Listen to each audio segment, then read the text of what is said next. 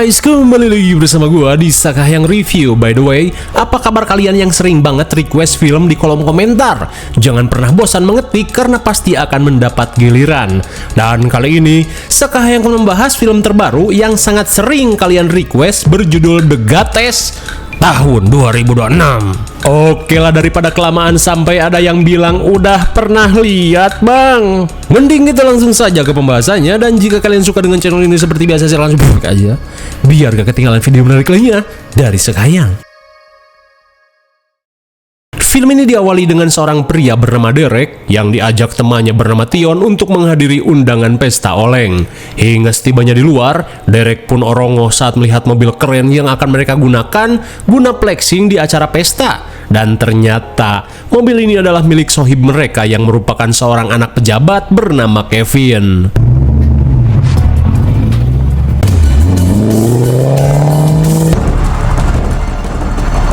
I'm saying my neighbor's place got broken in. Oh, word. Anybody? Look, Okay. Who the one that took you out when you couldn't stop crying? Oh, shit. where are we? Singkat waktu di tengah perjalanan, mereka pun kesal karena malah terjebak macet. Tak ingin terlambat, mereka pun memutuskan untuk menggunakan jalur alternatif meski jalur ini sangat jarang digunakan oleh warga.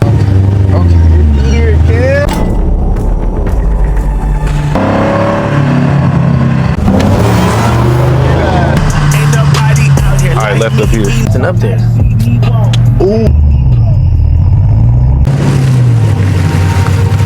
Namun di tengah perjalanan, seketika mereka pun heran karena rute yang mereka ambil malah harus melewati gerbang komplek perumahan. Dirasa putar arah sudah terlalu jauh, mereka pun kebingungan apalagi gerbang komplek ini sudah ditutup. Namun di tengah kebingungan, tiba-tiba datang seorang pengendara cantik bermobil hedon yang diduga merupakan orang kompleks ini. Kemudian Derek meminta tolong untuk membukakan gerbang ini supaya mereka bisa lewat. Lantas dengan tatapan binal, kewes blonde bernama Elizabeth ini langsung membukakan pintu gerbang.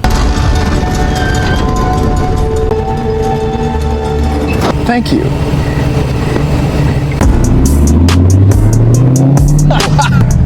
Yes, sir. That's how you talk. Sesaat kemudian mereka pun terkesima karena di wilayah ini ternyata ada komplek mewah yang terlihat sangat eksklusif. Tak ingin membuang waktu, mereka pun bergegas mencari gerbang belakang komplek. That should lead us back to the freeway. Bagaikan orang bodoh, jelas saja gerbang belakang pun tertutup dan tidak ada yang bisa membukanya kecuali warga sini. Di tengah kekesalan, mereka pun berusaha mencari warga guna membantu mereka membukakan gerbang. Bitch, I need your clicker.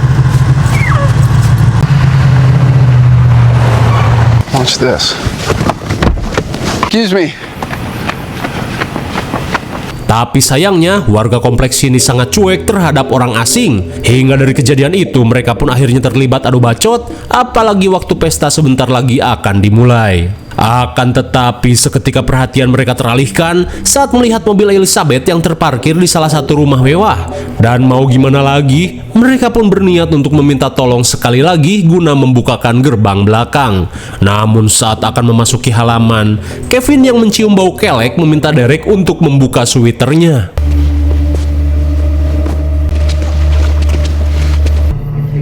I'm not going. Saat akan meminta tolong, mereka pun kaget saat Elizabeth terlihat adu mekanik dengan seorang pria bernama Jacob.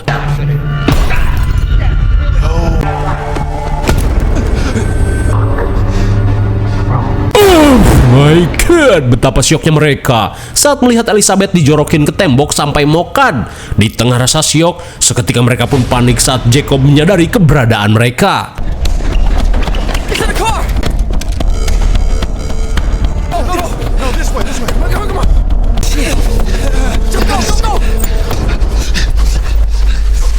Sesaat kemudian, Derek berniat melaporkan kejadian tadi pada pihak kepolisian. Tapi seperti biasa, upayanya dipersulit sutradara, di mana HP-nya tiba-tiba ngedrop. Di tengah kekesalan, seketika mereka pun panik saat seorang bocil bernama Mehmet mengetahui persembunyiannya.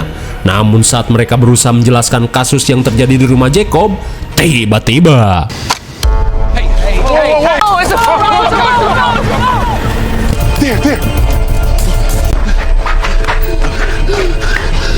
Di tengah persembunyian, Kevin pun heran kenapa orang-orang di tempat ini seolah menganggap mereka penjahat.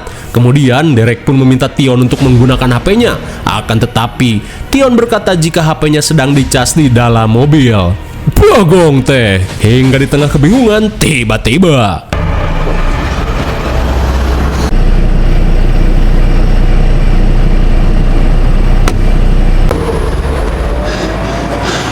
untung saja Jacob yang sedang melakukan pencarian tidak menemukan keberadaan mereka. Motherfucker, I swear. Oh, come on, man. Come on out now.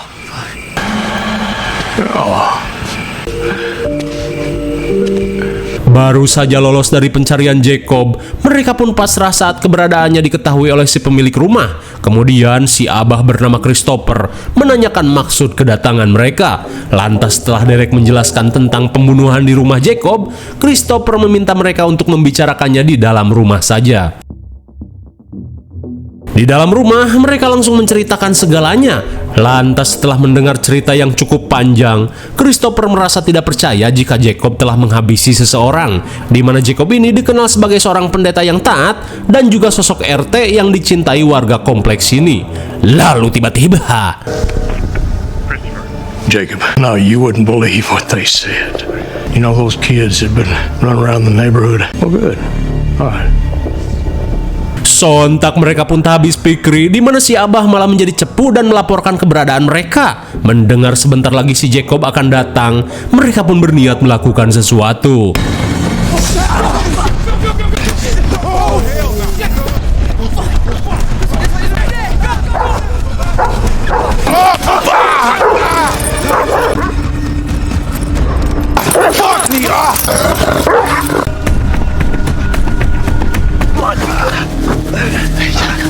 Betapa leganya mereka saat berhasil kabur dari rumah Christopher, meski masih belum bisa keluar dari dalam komplek aneh ini. Sementara di sisi lain, Christopher meminta maaf karena 3 pemuda tadi berhasil kabur. Mendengar hal itu, Jacob memperingatkan Christopher untuk segera melaporkan hal ini pada para warga, di mana ketiga pemuda tadi tidak boleh dibiarkan keluar dari kompleks ini. Kembali pada trio Sue, Derek mengajak teman-temannya untuk meminta bantuan pada warga yang lain karena ia yakin jika tidak semua warga memihak Jacob. Namun jelas saja Kevin dan Tion menolak, terlebih Jacob merupakan orang berpengaruh di kompleks ini dan pastinya seluruh warga akan melakukan hal yang sama. Kevin pun menyarankan mereka untuk menjauhi dulu pemukiman sampai menemukan jalan untuk keluar dari komplek ini. Dirasa sulit mengajak teman-temannya, Derek yang kekeh berniat pergi mencari pertolongan sendirian.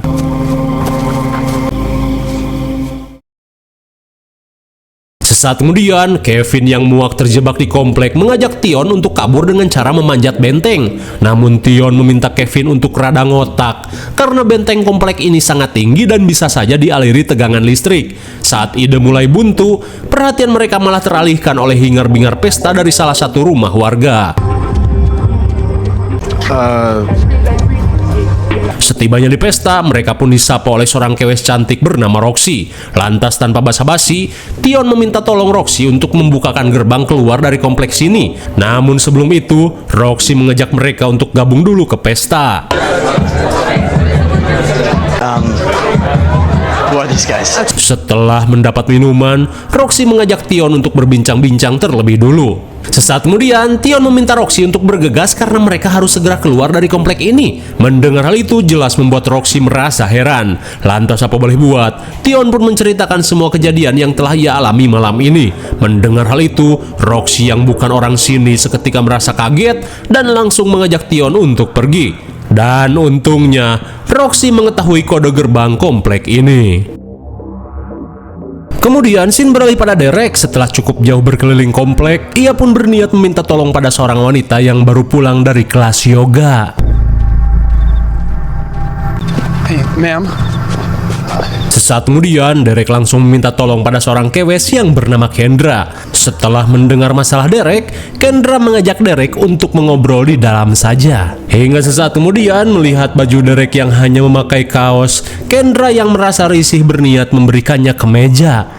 Penting banget. Lantas sambil mengancingkan kemeja, Kendra meminta Derek untuk kembali menceritakan apa yang ia alami. Lantas Derek berkata jika tadi dirinya melihat Jacob membunuh seorang wanita di rumahnya. Mendengar hal itu sontak membuat Kendra syok parah. Akan tetapi, Derek merasa heran dengan warga komplek yang seakan-akan menutupi kejahatan Jacob. Lantas Kendra berkata, jika Jacob ini merupakan seorang yang paling berjasa di komplek ini, di mana semua penduduk sudah mempercayai Jacob karena dulu Jacob dan keluarganya telah membuat penduduk di wilayah ini sejahtera. Mendengar hal itu, Derek tetap bersikeras meminta Kendra untuk melaporkan kejahatan Jacob pada pihak kepolisian.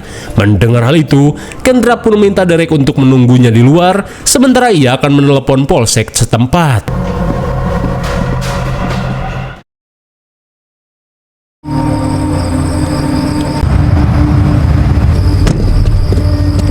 Hey, keep your hands right. Singkat waktu, seketika Derek pun kaget saat melihat seorang sheriff yang tiba-tiba akan menangkapnya. Dan betapa syoknya Derek saat menyadari jika Kendra telah menipunya dan malah melaporkan dirinya sebagai maling cangcut. Dahlah. Kemudian, Sheriff Bobby meminta Derek untuk masuk ke dalam mobil dan menjelaskan semuanya. Di tengah perjalanan, Derek berusaha menjelaskan kronologi pembunuhan yang dilakukan oleh Jacob. Mendengar hal itu, Bobby yang penasaran berniat memastikannya dengan pergi ke rumah Jacob. Di saat itu pula, seketika Tion dan Kevin kaget saat melihat Derek malah ditangkap polisi.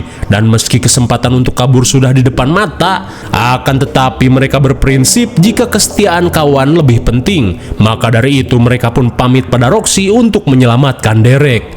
Hingga adegan ke pesta ketemu Roxy dirasa percuma saja.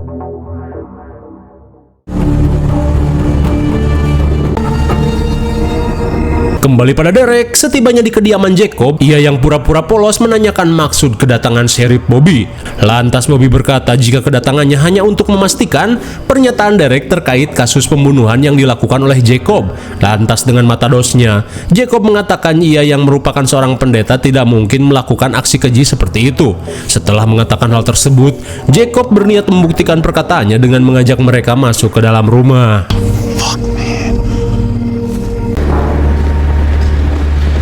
Di dalam rumah, Derek langsung menjelaskan kronologi pembunuhan yang terjadi di tempat ini. Namun karena melihat TKP sudah rapi, Derek merasa yakin jika Jacob telah membereskan semuanya. Namun dengan santuinya, Jacob mempersilahkan Bobby untuk mengecek rumahnya guna memastikan perkataannya. Sementara di luar, terlihat Tion dan Kevin berencana untuk standby di dalam mobil guna berjaga-jaga jika sesuatu terjadi. Kembali ke rumah, saat Bobby sedang sibuk melakukan penggeledahan rumah, Jacob berniat mengajak Derek untuk melihat mahakaryanya yang sebentar lagi akan terwujud. Sambil menunjukkan miniatur pembuatan gereja, Jacob mengungkapkan jika dirinya berencana membangun tempat peribadahan yang mampu menampung lebih dari 10.000 jemaat. Hingga di tengah perbincangan, Derek pun kaget saat Jacob tiba-tiba berkata jika dirinya sampai menipu Elizabeth yang merupakan seorang miliarder untuk mendapatkan uang pembangunan gereja. Namun karena aksinya diketahui oleh Elizabeth, Jacob yang terlibat cekcok tanpa sengaja sudah menghabisinya. Tapi Jacob merasa tenang karena seburuk apapun perbuatannya, para warga di komplek ini pasti akan mempercayai perkataannya. Dan seperti apapun Derek ingin menjatuhkannya, jelas saja tidak akan ada yang percaya selama Derek masih berada di wilayah komplek ini. Mendengar hal itu, seketika Derek hanya bisa terdiam. Pastor, Sesaat kemudian, Bobby berkata jika dirinya tidak menemukan bukti apapun yang mencurigakan. Dirasa Derek berbohong, Bobby berniat membawa Derek ke polsek karena dianggap telah mencemarkan nama baik Jacob. be careful up there. Namun saat akan pergi, tiba-tiba Christopher datang untuk memastikan apa yang sebenarnya terjadi. Terlebih di luar, ia melihat mobil polisi dan 2 mobil orang asing terparkir. Tak ingin kedoknya terbongkar, Jacob langsung mengajak Christopher berbicara di luar. Sesaat kemudian, Jacob berkata jika semuanya sudah terkendali. Akan tetapi, Christopher yang merupakan jemaat yang taat pada Alkitab tidak membenarkan jika memang Jacob telah melakukan hal yang kriminal meski niatnya untuk membangun gereja. Ia pun mempertanyakan mobil merah yang terparkir di halaman rumah Jacob. Lantas dengan santuinya, Jacob berkata jika ini adalah mobil barunya. Dengan bukti, mobil ini memiliki remote gerbang komplek.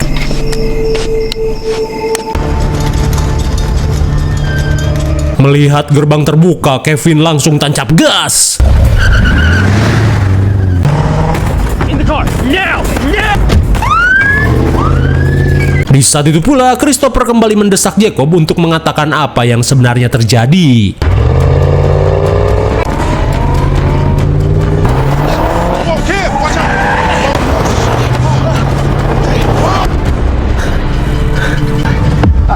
I can make it through this shit. Get out of the... Step into the light. Hands on the car. Saat Kevin dan Tion terpojok, Jacob yang menyusul mereka meminta Bobby untuk menggeledah mobil dua pemuda ini. Apalagi mereka sudah memasuki perumahan tanpa izin.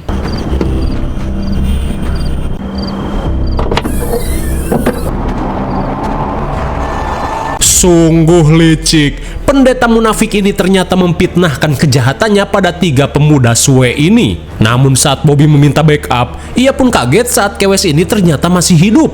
Mendengar jika Elizabeth masih hidup, sontak membuat Jacob panik karena pastinya Elizabeth akan memberikan kesaksian. Di saat itu pula, Derek berusaha memperingatkan Bobby untuk waspada karena jelas-jelas Jacob adalah pelakunya. Mendengar Derek yang terus ngebacot, Bobby yang kesal memintanya untuk diam.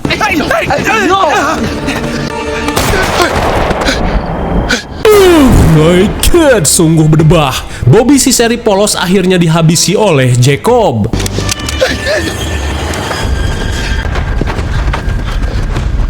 Come out of this. Is that what she was doing? Come on, man. You're a pastor.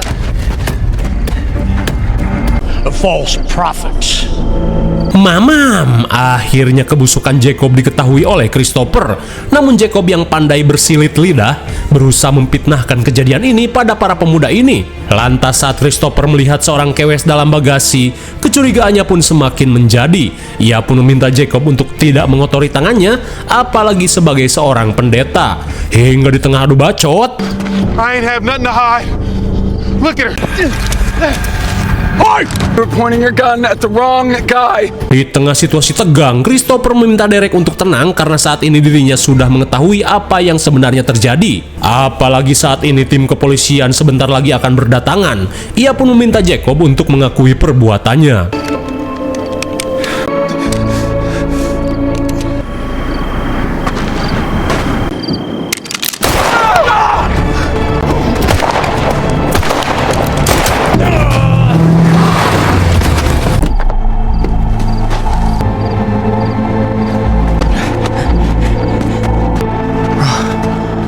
Nah, si Gobroy bukannya dikejar, mereka malah membiarkan Jacob kabur. Di saat itu pula, Tion yang pengkor merasa sedih saat melihat Christopher sudah meninggoy. Dirasa masih sempat, mereka pun berencana membawa Elizabeth ke rumah sakit.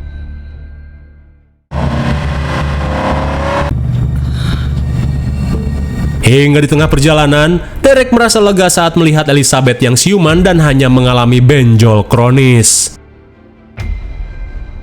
Singkat waktu, scene beralih pada Jacob. Setelah kedoknya terbongkar, ia pun memutuskan untuk kabur dari komplek ini dengan membawa duit hasil nipu warga. Kembali pada Derek yang baru tiba di Ojones Hospital.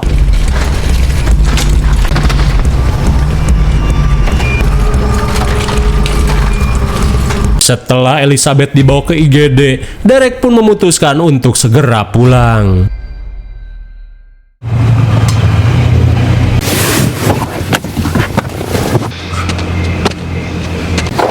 Derek, thank God.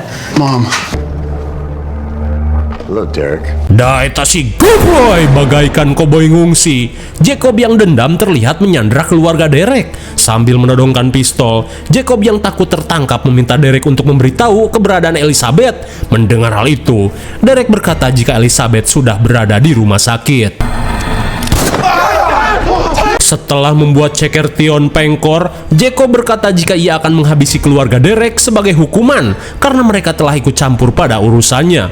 Namun di tengah ketegangan, Jacob pun panik saat mendengar kedatangan polisi.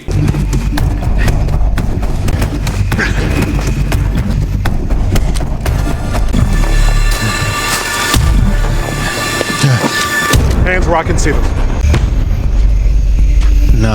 Sungguh tanpa diduga, Kevin yang sudah tahu Derek akan diincar telah melapor pada pihak kepolisian kota. Hingga setelah menemukan bukti kuat dari Elizabeth, si petugas meminta Jacob untuk menyerah. Don't move! God!